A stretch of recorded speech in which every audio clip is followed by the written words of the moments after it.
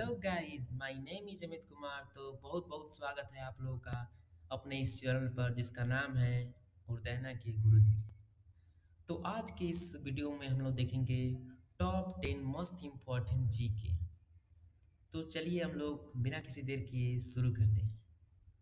तो हम लोग का पहला क्वेश्चन दिया है, शहद में अत्यधिक प्रतिशतता होती है। इस क्वेश्चन का मतलब है कि शहद में सबसे अधिक क्या पाया जाता है। तो इसका सही आंसर हो जाएगा हम लोगों का सुक्रोज। शहद में सबसे ज़्यादा सुक्रोज पाया जाता है। ठीक है ना। अब बढ़ते हैं हम लोग दूसरे क्वेश्चन की तरफ। दूसरा क्वेश्चन हम लोग क्या कह रहा है, कह रहा है कि संतरा प्रमुख स्रोत है। मतलब कि संतरा खाने से हमें क्या मिलता है। तो हमें संतरा खाने से मिलता है विटामिन सी, जो कि बहुत ज़रूरी है चेहरे के लिए। ठीक है। जितने भी खट्टे फल होते हैं उनमें विटामिन सी होता है। अब बढ़ते हैं हम लोग तीसरे क्वेश्चन की तरफ।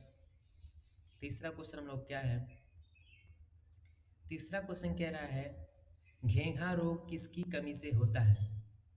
तो घेंघा रोग बता दूं मैं कि ये होता है हम लोगों का आयोडीन की कमी से। ठीक है। आयोडीन की कमी से घेंघा रोग हो जाता है। समझ में आ गया ना। अब बढ़ते हैं हम लोग चौथे क्वेश्चन की तरफ। चौथा क्वेश्चन हम लोग क्या है, चौथा क्वेश्चन है हम लोगों का कि शरीर हेतु ऊर्जा का मुख्य स्रोत क्या है। तो शरीर हेतु ऊर्जा का मुख्य स्रोत है हम लोगों का कार्बोहाइड्रेट। क्या है? कार्बोहाइड्रेट। ठीक है ना।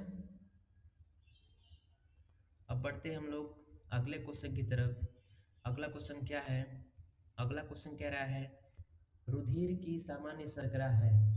तो रुधिर की सामान्य शर्करा क्या है? इसकी सामान्य शर्करा है आप लोगों का ग्लूकोज। रुधिर की सामान्य शर्करा क्या है? ग्लूकोज। ठीक है ना। अब लोग बढ़ते हैं अगले क्वेश्चन की तरफ। अगला क्वेश्चन क्या कह रहा है, कह रहा है सर्वाधिक ऊर्जा उत्पन्न होती है। तो सर्वाधिक ऊर्जा हम लोगों का वसा से उत्पन्न होती है। किससे? वसा से।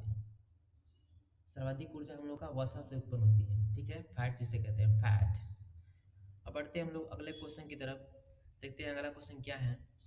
अगला क्वेश्चन कह रहा है कि सामान्य अवस्था में सामान्य अवस्था में मनुष्य प्रति मिनट कितनी बार सांस लेता है। तो सामान्य अवस्था में मनुष्य प्रति मिनट 12 से 15 बार सांस लेता है। कितनी बार? 12 से 15 बार सांस लेता है। ठीक है ना। हम लोग पढ़ते हैं आठवें क्वेश्चन की तरफ। आठवां क्वेश्चन क्या कह रहा है देखते हैं। आठवां क्वेश्चन कह रहा है बीजाणु का निर्माण होता है। तो बीजाणु का निर्माण क्या होता है, कहाँ होता है? कवक में होता है कि फर्ण में होता है कि मांस में होता है कि इन सभी में होता है? तो इसका जवाब सही है जो है इन सभी में। बीजाणु का निर्माण किस में होता है? इन सभी में होता है। ठीक है। याद रखिएगा, कवक में, फर्ण में, मांस में, तीनों में होता है बीजाणु का निर्माण। अब लोग बढ़ते हैं अगले क्वेश्चन की तरफ।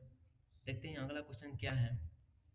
नेक्स्ट क्वेश्चन हम लोग का दिया है कि रोपण किया जा सकता है।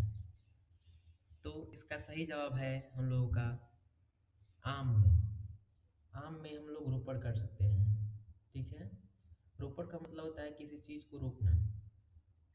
ठीक है। जैसे आम में हम लोग किसी दूसरे मतलब चीज़ का फल लगा देते हैं, पौधा लगा देते हैं, उसी को रोपण कहते हैं। अब हम बढ़ते हैं अगले क्वेश्चन की तरफ जो कि हम लोग का अंतिम क्वेश्चन है। तो देखते हैं क्या है अंतिम क्वेश्चन।